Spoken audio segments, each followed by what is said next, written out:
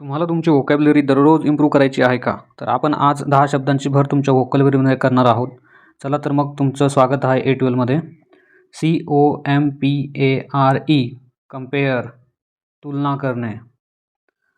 RECOGNIZE recognise ओळख पटवणे. CELEBRATE celebrate साजरे करणे. COMPLETE कंप्लीट पूर्ण करणे.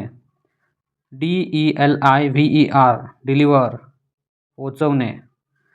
DEVELOP डेव्हलप विकास करणे.